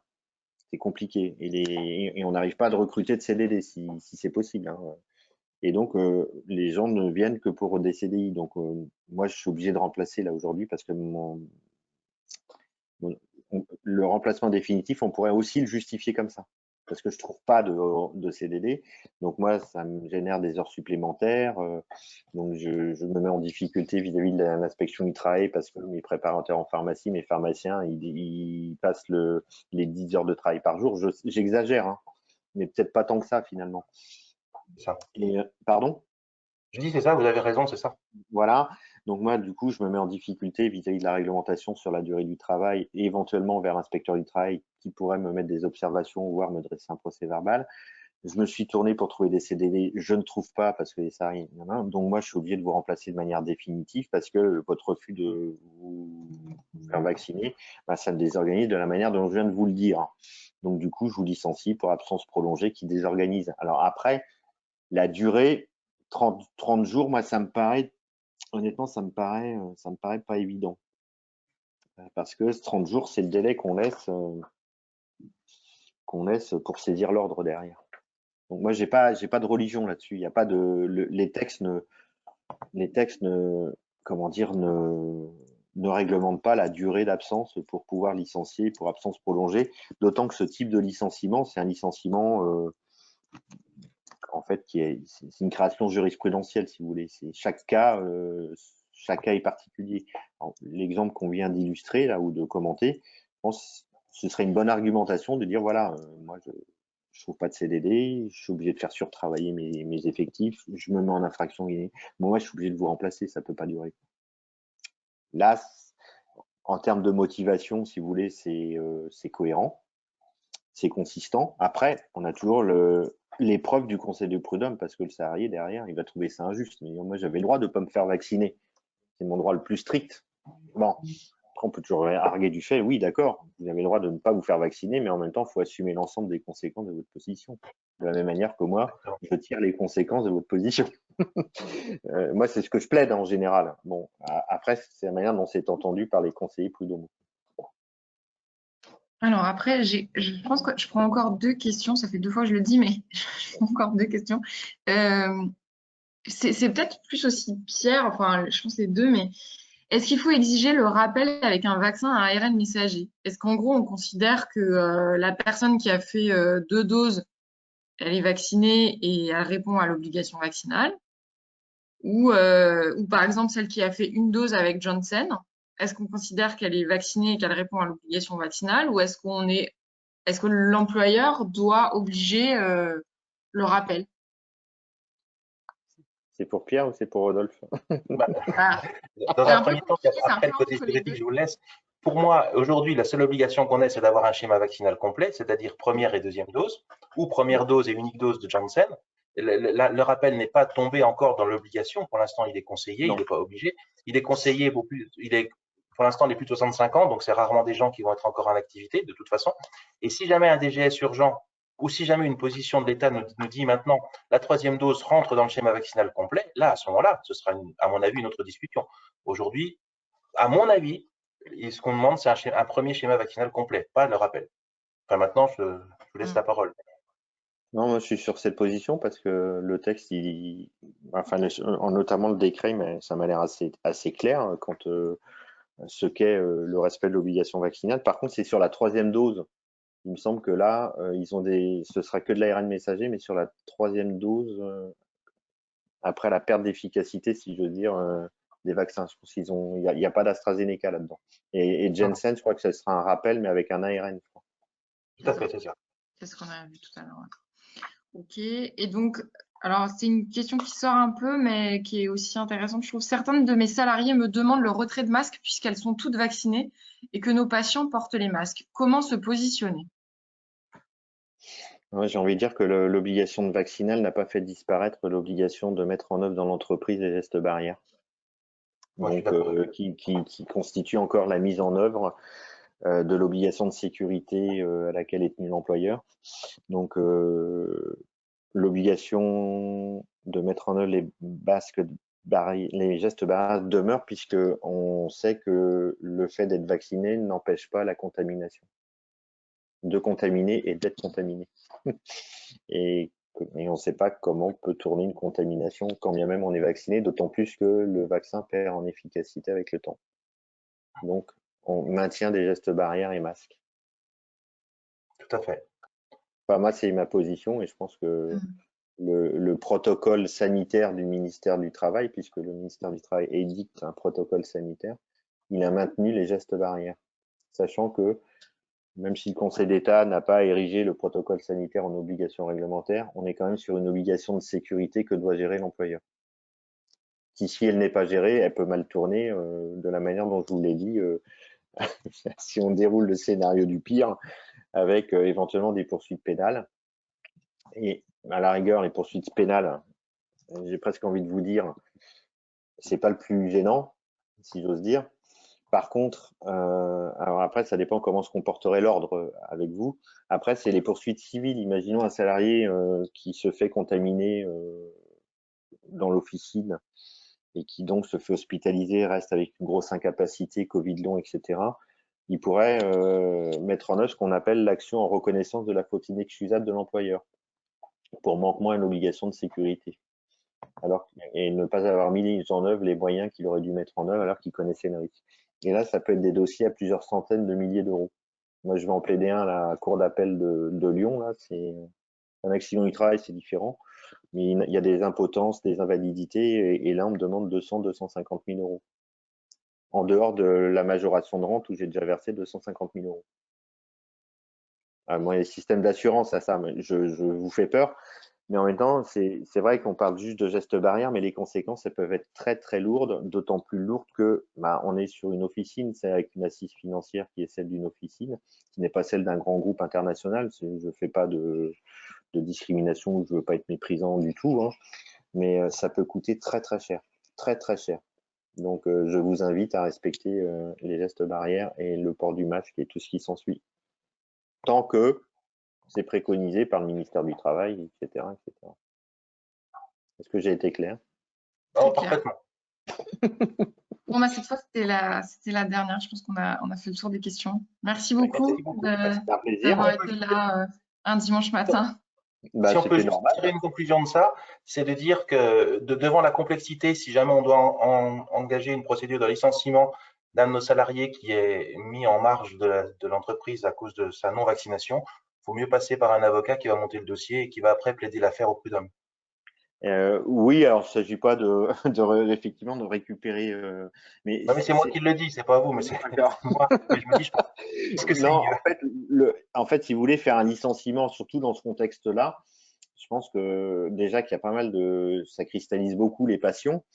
Alors qu'en plus, ça se traduit in fine par le licenciement de quelqu'un qui parle de bonne foi, hein, sans doute, ou par conviction ne veut pas se faire vacciner. Je pense que oui, ça ira au prud'homme. Et on n'a pas la certitude, hein, je vous préviens, c'est pas parce qu'un avocat vous fait la lettre, hein, il s'agit pas de. On essaiera d'argumenter au mieux possible les raisons de l'absence prolongée, etc. Ou d'étudier les fondements juridiques qu'on pourrait utiliser pour, mais on ne garantit pas un résultat à 100% devant une juridiction. Il y a toujours un aléa, hein, je vous préviens. Mais oui, un avocat pourra vous aider à présenter de la meilleure des manières possibles l'argumentation qui motivera un licenciement. Devant la difficulté, c'est peut-être bien de faire ça. En tout cas, merci beaucoup, maître. Mais je vous en prie. Merci, bonne journée à vous, bon dimanche. Merci, au revoir. Merci. Au revoir. On va essayer de tenir le webinaire dans un temps qui soit un peu plus court que ce que vous aviez l'habitude. Donc, on va terminer maintenant sur deux, trois points d'actualité. La grippe oui. Peut-être. Voilà, donc la grippe. Donc, la vaccination grippe, c'est une campagne qui va débuter le 26 octobre. L'HAS et le ministère recommandent de procéder à une administration concomitante du rappel de la Covid-19 et du vaccin grippe lors de la même séance d'injection, donc un bras pour chaque, hein, un bras Covid, un bras grippe. Là, on a plusieurs soucis. Le premier, c'est de dire, mais on va faire une injection qui va être ou concomitante ou alors à 15 jours. Ça me paraît un petit peu flou de dire pourquoi 15 jours. Voilà, c'est une question qu'on pose. pour moi, le sujet le plus important, c'est de dire on va avoir un souci avec nos effecteurs de vaccination au sein de notre équipe officinale, puisqu'un préparateur peut injecter la Covid. Par contre, si en même temps, le patient veut se faire injecter le vaccin contre la grippe, il va dire « Ah ben non, je ne peux pas, il faut aller chercher le pharmacien parce que moi, je ne peux pas faire ». C'est quand même quelque part un peu aberrant, alors que le vaccin Covid est quand même un peu plus compliqué puisqu'on demande de faire un prélèvement. Donc, c'est quand même des actes en plus que le vaccin grippe, c'est une monodose déjà préparée. Donc, c'est quand même beaucoup plus simple. Donc, on s'est battu pour dire, mais ce serait bien que les préparateurs puissent vacciner aussi contre la grippe, quitte à avoir une formation. Il n'est pas question qu'il n'ait pas de formation, mais d'avoir cette capacité-là. L'autre sujet qui, pour nous, à l'USPO, est un vrai sujet, et vous savez qu'on en parle depuis maintenant plusieurs années, et ça revient à nouveau, c'est que pour l'instant, les pharmaciens ne sont autorisés à vacciner que la population cible, c'est-à-dire que les porteurs de bons. Donc, quand on en a parlé encore récemment avec l'assurance maladie, c'est vrai qu'ils ne comprennent pas qu'on ne puisse pas vacciner des gens plus jeunes, des gens qui ont envie de se faire vacciner. Là aussi, on leur a dit, mais pourquoi? Pour quelle raison vous ne voulez pas qu'on vaccine les non-porteurs de bons, des gens plus jeunes, moins malades, mais qui ont envie de se protéger et de protéger leur famille aussi? Ils nous répondent, ben, on a peur qu'il y ait une pénurie de vaccins. Alors, il faut savoir que cette année, il y a à peu près 5 à 6 millions de doses qui ont été commandées en plus. Donc, il y a quand même un potentiel de doses plus important. Et puis, que sur quelques temps, on privilégie les porteurs de bons, ça ne me choque pas. Mais c'est un quelque temps qui doit être court. L'an dernier, si vous vous souvenez bien, la première livraison de vaccins, en 2 jours, avait mis les stocks à zéro, parce qu'il y avait un tel afflux de patients qu'on s'est retrouvé au bout de 2 jours à ne plus avoir de stock du tout. Donc, autrement dit, si on a un recul de, allez, on va dire une semaine maximum, on peut avoir pendant une semaine la tendance des patients à vouloir avoir accès au vaccin grippe. Et du coup, en l'extrapolant, pouvoir voir si on va manquer de doses ou pas. Et je pense qu'il faut très très vite que la réaction se fasse de la part du ministère pour dire on ouvre la vaccination à toute personne en capacité qui veut se faire vacciner à la pharmacie, aux pharmacies. Et donc, nous avons redemandé ça pour dire que l'USPO se mobilisait pour que les pharmaciens soient autorisés à vacciner au-delà de la population cible, tout patient qui désire se faire vacciner. Et on attend la réponse du ministère, mais bon, voilà, à mon avis, il va y avoir quelques blocages qui doivent sauter. Pour un rappel, il y a un vaccin haute concentration qui est l'Efluenda, qui est uniquement pour les plus de 65 ans. Alors, pour les plus de 65 ans, mais il n'y en aura pas pour tous les plus de 65 ans. Donc, ce sera sûrement pour les plus de 65 ans et sûrement pour les gens qui seront en EHPAD, puisqu'on sait que l'immunité baisse très rapidement chez ces gens-là. C'est d'ailleurs pour ça qu'on refait une 3e dose par rapport à la Covid-19. Et comme c'est un vaccin très, très concentré, la stimulation sera mieux et durable et permettra que ça dure plus longtemps. Il y a eu un petit hiatus par rapport à la vaccination où on a dit dans la presse que les centres de vaccination pourraient injecter le vaccin grippe. En fait, donc tout de suite, on est monté au créneau par rapport au ministère en disant il n'est quand même pas question que les centres de vaccination puissent délivrer des vaccins grippe aux patients sur un éventuel stock état ou je ne sais quoi. En fait, ce qu'il s'avère être dit, c'est que les centres pourraient injecter le vaccin, mais un vaccin qui aurait été pris par ailleurs en amont à la pharmacie. Le patient vient, prend le vaccin et puis s'il doit faire sa 3e dose ou sa 1re ou sa 2e dose contre la Covid, à ce moment-là se dire bah tiens, en même temps que je suis là, vaccinez-moi le vaccin que j'ai été acheté à la pharmacie. Mais vous avez vu que la politique du gouvernement, c'est de fermer les centres de vaccination. Donc si on va vers cette logique-là, normalement, il ne devrait même pas y avoir d'injection de vaccin grippe au niveau des centres. À nous de relever encore une fois un défi et d'être là présent pour nos patients en ville et faire la vaccination. Voilà sur la vaccination grippe qui va donc être concomitante et qui va à partir du 26 octobre démarrer. Il y a des questions, Bénédicte, sur la grippe ou... Ouais, il y en a quelques-unes. Après, je pense que franchement, tu as répondu à beaucoup de choses sur la concomitance, etc. Donc, je pense que tu as fait le tour et sinon, j'y réponds par écrit. Bon, ok. Et comme on avait dit que le webinaire d'aujourd'hui se terminera à 11h30, j'ai déjà un peu de retard, donc je m'en excuse. On va essayer de terminer. Pour vous dire que dans l'avenir, et donc ça fera sûrement l'objet d'autres webinaires, Il va y avoir le PLFSS qui arrive, hein, avec la CNAM qui va envisager des économies. Vous imaginez bien qu'à la fin du quoi qu'il en coûte, il va falloir annoncer qui va payer quoi et il va falloir le sortir. Donc, il y aura des économies. Il y aura des économies vraisemblablement sur le médicament, les produits de santé. Il faudra faire attention à l'équilibre de l'officine. Nous allons développer aussi la substitution des biosimilaires. On va la porter par les pharmaciens, hein, comme on l'a fait pour le générique. Ça, c'est important et ça, c'est un combat qui dure depuis quelques années. On va le porter aussi. Et puis, bien sûr, d'essayer de faire rentrer et de pérenniser des mesures Covid, comme le renouvellement d'un mois de traitement et non plus d'une boîte, parce que vous savez, quand on avait un traitement qui était chronique, on pouvait redonner la plus petite boîte à condition d'avoir une ordonnance de 3 mois minimum. Là, on voudrait être sur la même chose que les mesures Covid, c'est-à-dire dès qu'on a un traitement chronique et qu'on peut apprécier la chronicité du traitement, que le patient est stable, parce qu'il n'est pas question, si le patient n'est pas stable, de faire ça, de renouveler un mois de traitement et non plus une boîte de façon à ne pas désorganiser complètement le patient. Voilà, donc le texte va être étudié vers la mi-octobre à l'Assemblée nationale pour une adoption définitive au début décembre. Un deuxième petit mot très rapide sur la boucle semi-fermée, vous savez, ce qu'on appelle le pancréas artificiel. Vous avez vu que la publication au JO des textes a été faite cette semaine et ça permet aux patients d'avoir la possibilité d'accéder à ce dispositif qui est un dispositif innovant de pancréas artificiel et surtout qui remet le pharmacien au niveau d'un matériel médical qui est un matériel médical de haute technicité et qui permet aux patients d'avoir le choix du professionnel et de sortir de la mainmise des prestataires de services qui veulent garder le patient sous leur coupe, ne pas, bien sûr, leur permettre d'avoir le libre choix du patient. Et voilà. Et donc ça, cette avancée technologique va permettre, en renforçant la sécurité et l'accompagnement des patients, de remettre ces patients dans le réseau pharmaceutique. Les patients pourront être accompagnés par les professionnels de leur choix, par le pharmacien, qui va être complètement légitime, tant par la compétence, mais aussi par la proximité. Et nous allons être formés à cette boucle. Et il y aura aussi un support logistique qui sera 24/24, 7 jours sur 7, par des sociétés différentes, dont Timcle, qui a toujours été un partenaire des pharmaciens et qui a toujours bossé avec les pharmaciens pour le bien des patients. Un tout dernier petit point aussi, depuis que j'ai été élu, j'ai la volonté de renforcer les échanges avec vous pour construire l'avenir de la profession. Donc, je veux bien me déplacer dans toutes les régions pour vous rencontrer.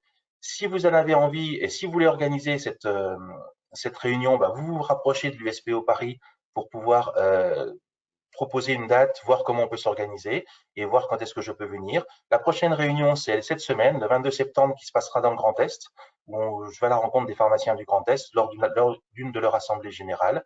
Et voilà, dites-moi, je suis à vos dispositions. On va construire l'avenir avec vous. Je veux vous rencontrer, je veux prendre vos idées. Toutes seront bonnes. Certaines seront réalisables, d'autres sûrement un peu moins.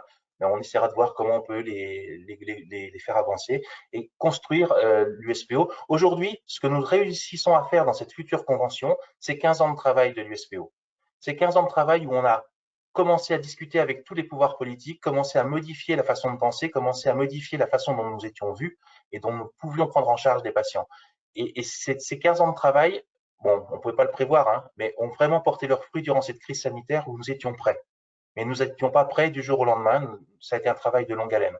Et bien maintenant, il faut continuer à être prospectif. Il ne faut pas attendre la prochaine crise pour pouvoir se dire comment on va faire. Et j'ai besoin de vous. Nous avons besoin de vous à l'USPO pour pouvoir créer cet avenir et créer ces métiers qui sont en permanente évolution. Voilà. Merci de nous avoir écoutés. Merci pour tout. On est à votre disposition pour répondre aux questions. Bénédicte, merci de nous avoir donné ce temps-là. Merci maintenant à Sylvie, parent, qui va tout reprendre et vous mettre tout prédigéré en fonction des différents éléments dont nous avons parlé aujourd'hui et qui fait toujours un boulot super, tant sur les fiches que sur la visibilité des webinars. Merci à vous. Je vous dis à dans un mois. S'il n'y a pas besoin d'un autre webinar en urgence avant. Merci beaucoup, Bénédicte. Tu veux rajouter quelque chose? Merci. Non, c'est parfait. Merci beaucoup. Bon dimanche. Merci à vous. Bon dimanche à vous. Au revoir. Au revoir.